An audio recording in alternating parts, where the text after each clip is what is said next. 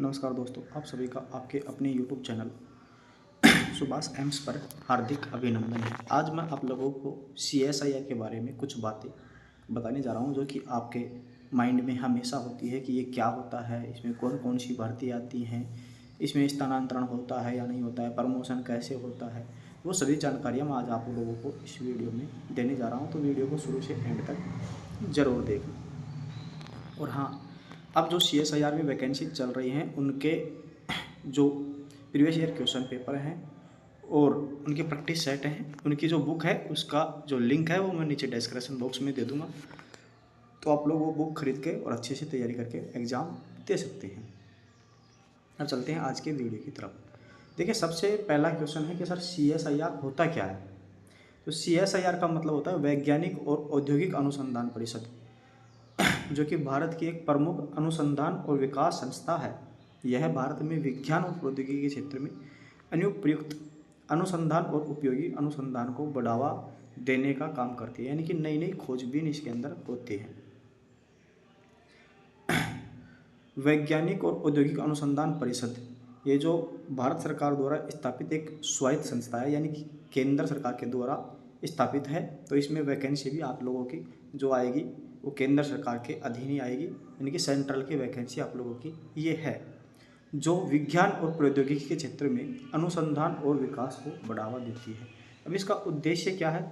तो CSIR का जो मुख्य उद्देश्य है वो राष्ट्रीय स्तर पर वैज्ञानिक और औद्योगिक अनुसंधान करना है, जिसे भारत में विज्ञान और प्रौद्योगिकी के क्षेत्र में विकास हो सके। ठीक है। अब कई को जैसे ये समझ में नहीं आ रहा होगा कि अनुसंधान क्या है, तो रिसर्च से आप लोग समझ जाएंगे, क्योंकि कईयों को इंग्लिश का वर्ड पता होता है, हिंदी नहीं पता है। तो यानी कि रिसर्च नई नई होती है इसके अंदर। ठीक है। अब इसकी संरचना क्या है। देखिए, CSIR में टोटल 38 तो राष्ट्रीय प्रयोगशालाएँ हैं और 39 अनुसंधान संस्थान हैं, जो कि पूरे भारत में लगभग हर राज्य में फैले हुए हैं। तो ये सभी के लिए इम्पोर्टेंट है। कोई अपने राज्य में ही सेंट्रल गवर्नमेंट की जॉब करना चाहता है तो वो CSIR का फॉर्म अप्लाई कर सकता है। अब है अनुसंधान क्षेत्र। CSIR विभिन्न क्षेत्रों में अनुसंधान करता है, जो कि रसायन विज्ञान, भौतिक विज्ञान, जीव विज्ञान, इंजीनियरिंग और प्रौद्योगिकी, इन सभी में जो CSIR है वो अनुसंधान यानी कि रिसर्च करता है। अन्य महत्वपूर्ण बातें क्या हैं। देखिए, CSIR की जो स्थापना हुई थी वो 1942 में हुई थी और इसका जो हेडक्वार्टर है वो नई दिल्ली में है। ठीक है। CSIR के तहत कई प्रयोगशालाएं और संस्थान भी हैं जो विभिन्न वैज्ञानिक और औद्योगिक अनुसंधान परियोजनाओं पर काम करते हैं। अब CSIR में कौन कौन सी भर्ती आती हैं वो आप लोगों को मैं बता देता हूँ। देखिए, CSIR में कई पद आते हैं, जिनमें वैज्ञानिक का पद एक सबसे मोटा है। इसी के तहत मतलब कि सारा काम इसी वजह से मतलब कि CSIR बना हुआ है, वैज्ञानिक के कारण ही सबसे बड़ा रीज़न ये है। उसके बाद टेक्नीशियन होते हैं, प्रशासनिक पद यानी कि एडमिनिस्ट्रेटिव पद होते हैं, ये इनमें शामिल होते हैं। CSIR विभिन्न राष्ट्रीय प्रयोगशालाओं में वैज्ञानिक, तकनीशियन और एडमिनिस्ट्रेशन यानी कि ये 3 प्रकार के पद मुख्य रूप से होते हैं। अब वैज्ञानिक के लिए आप लोगों के पास क्या डिग्री होनी चाहिए। CSIR में अगर आप लोगों को वैज्ञानिक पद के लिए अप्लाई कर रहे हो तो आप लोगों को MSc, BE, BTech या संबंधित क्षेत्र में PhD अगर आप लोगों ने की हुई है तो आप वैज्ञानिक के लिए फॉर्म अप्लाई कर सकते हैं। उसके बाद जूनियर सेक्रेटरीट असिस्टेंट, जिसकी वैकेंसी अब फिलहाल में दिल्ली हेडक्वार्टर से, निरी से और भी CBRI से काफ़ी जगह से इसकी वैकेंसी आई हुई है। GSA की पोस्ट पे, स्टेनोग्राफर की पोस्ट पे भी आई हुई है, तो आप लोग इसमें फॉर्म अप्लाई कर सकते हैं। अब देखिए, यह पद आमतौर पर 12वीं पास उम्मीदवारों के लिए होता है और इसमें अंग्रेजी या हिंदी में यानी कि एक चीज़ में आप लोगों की टाइपिंग होनी चाहिए। अंग्रेजी में अगर आप लोगों की टाइपिंग है तो 35 वर्ड पर मिनट, हिंदी में है तो 30 वर्ड पर मिनट आप लोगों की होनी चाहिए। इसके बाद जूनियर स्टेनोग्राफर, ये भी 12वीं पास कैंडिडेट कोई भी होता है वो इसके लिए अप्लाई कर सकता है। साथ में स्टेनो भाषा का नॉलेज उन्हें होना चाहिए, स्टेनो भाषा उन्हें आनी चाहिए। अब है टेक्नीशियन की पोस्ट। तो टेक्नीशियन है जो कुछ CSIR प्रयोगशालाओं में टेक्नीशियन पदों के लिए IIT या डिप्लोमा मांगा जाता है। उसके बाद अनुभाग अधिकारी, ये आमतौर पर जो ग्रेजुएशन वाले कैंडिडेट होते हैं उनके लिए होते हैं। वैज्ञानिक पद, इसमें आपके कई प्रकार के वैज्ञानिक होते हैं, ग्रेड 4, ग्रेड 3, ऐसे कई प्रकार के जो साइंटिस्ट हैं इसमें होते हैं। अब है बहुत मोटा सवाल कि सर क्या CSIR में ट्रांसफ़र होता है क्या। तो आप लोगों को बता दो कि CSIR में ट्रांसफ़र होता है, लेकिन ये कुछ नियमों और शर्तों के अधीन होता है।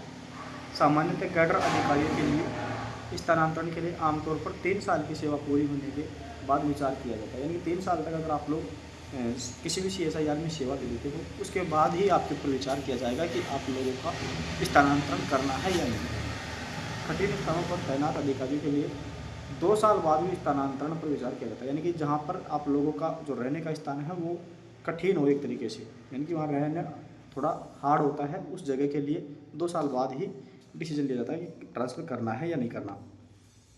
तो देखिए स्थानांतरण के नियम और प्रक्रिया। 3 साल की सेवा आप लोगों की है, अगर आप लोगों ने CSIR में 3 साल तक काम कर लिया है तो आपका स्थानांतरण पे विचार किया जाएगा, कन्फर्म नहीं है कि होगा ही।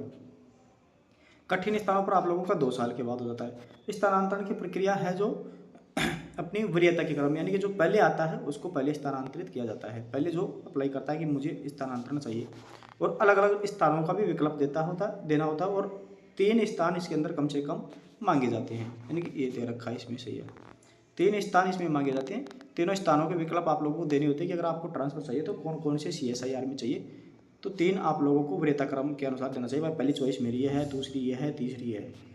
इसी प्रकार पदोन्नति के दौरान स्थानांतरण, यानी कि जैसे आप GSA से SSA बनते हो तो आप लोगों को उसमें भी एक ऑप्शन मिलता है कि आप लोगों को पदोन्नति दूसरे वाले CSIR में चाहिए या इसी CSIR में चाहिए।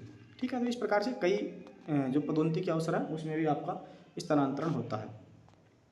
पदोन्नति के लिए साक्षात्कार में उपस्थित होने वाले अभ्यर्थियों को स्थानांतरण की भी संभावना होती है और उन्हें भी अपनी वरीयता के अनुसार स्थानों का विकल्प देना होता है। स्थानांतरण की मंजूरी, स्थानांतरण की जो मंजूरी होती है वो महानिदेशक द्वारा दी जाती है। ठीक है, स्थानांतरण के समय जैसे आप लोग एक CSIR थे दूसरे CSIR जाते हो तो आप लोगों को जो यात्रा भत्ता है वो भी इसमें दिया जाता है। तो यही थी, बाकी अन्य जो आप लोगों को अपडेट्स चाहिए वो आप लोग कमेंट कर दीजिएगा। जो भी आपको जानकारी चाहिए कि सर ये और बताना, तो मैं वो आप लोगों को बता दूंगा। तो जो भी आपकी समस्या है कमेंट कर दीजिएगा, फिर मैं कमेंट देख के या तो वीडियो बना दूंगा या फिर आपका कमेंट में ही रिप्लाई कर दूंगा। धन्यवाद।